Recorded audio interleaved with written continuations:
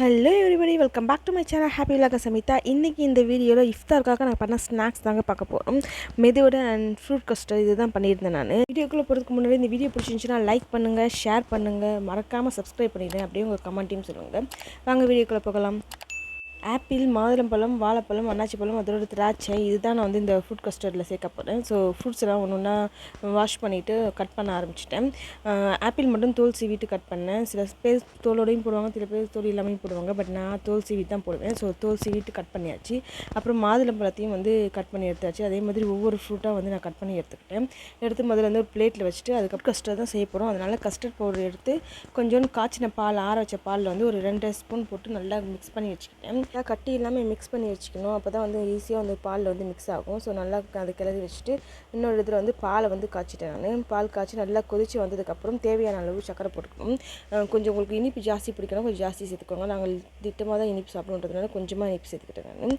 அதுக்கு நல்லா மிக்ஸ் பண்ணிவிட்டு அதுக்கப்புறம் வந்து சேர்த்து வச்சு கலரி வச்ச கஸ்டர்ட் பவுடர் அதையும் மிக்ஸ் பண்ணிக்கிட்டேன்.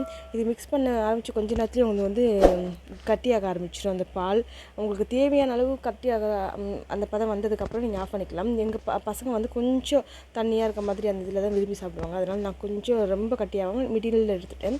அதுக்கப்புறம் கட் பண்ணி வச்சு இந்த ஃப்ரூட்ஸ் எல்லாம் ஒரு பவுலில் போட்டு எல்லாத்தையும் வந்து ஒரு தடவை மிக்ஸ் பண்ணிக்கிட்டேன். நல்லா மிக்ஸ் பண்ணதுக்கு அப்புறம் அந்த கஸ்டர்ட் மில்க் வந்து இதுக்குள்ளே சேர்த்துக்கிட்டேன்.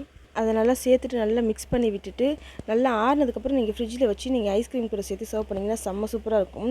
நீங்கள் சும்மாவே சாப்பிட்டாலே உங்களுக்கு நல்லா தான் இருக்கும். நீங்கள் இன்னும் ஃப்ரீஸ் பண்ணி சாப்பிடும்போது இன்னும் நல்லாயிருக்கும்.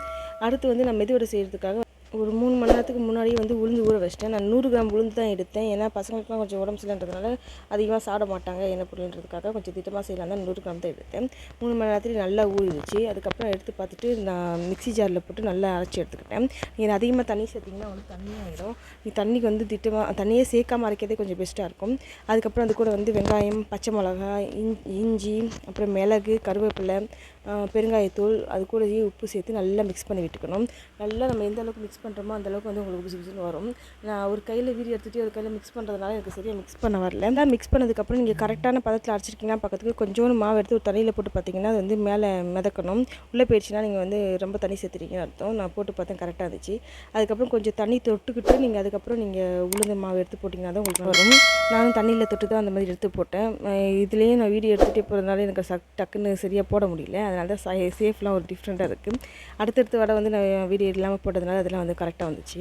மெதுவடை, பஜ்ஜி இது எல்லாமே சட்னியோடு சாப்பிட்றதுக்கு தான் நல்லாயிருக்கும். ஸோ அதுக்கு கூடவே கொஞ்சம் தேவையான கொஞ்சம் சட்னி அரைச்சிக்கிட்டேன். அதுதான் இஃப்தாருக்கு டைம் ஆயிடுச்சுன்றதுனால எல்லாத்தையும் வச்சுட்டு நோம்பு கஞ்சி, பேரிச்சம்பழம், அது கூட கொஞ்சம் நட்ஸு, அப்புறம் ஃப்ரூட் கஸ்டர்ட், மெதுவடை இது எல்லாமே வச்சுட்டு நோம்பு திறக்கிறதுக்காக ஸ்டார்ட் பண்ணியாச்சு. நான் மட்டும் தான் நோம்புன்றதுனால ஃபஸ்ட்டு எனக்கு கொஞ்சம் தேவையான அளவுக்கு எடுத்து வச்சுட்டு அதுக்கப்புறம் தான் பசங்களுக்கு நான் செஞ்சு கொடுத்தேன் நோம்பு திறந்ததுக்கப்புறம். அவ்வளோதாங்க இந்த வீடியோ உங்களுக்கு பிடிச்சிருந்துச்சின்னா லைக் பண்ணுங்கள், ஷேர் பண்ணுங்கள், மறக்காமல் சப்ஸ்கிரைப் பண்ணிடுங்க. உங்கள் கமெண்ட்டையும் சொல்லுங்கள். தேங்க்ஸ் ஃபார் வாட்சிங்.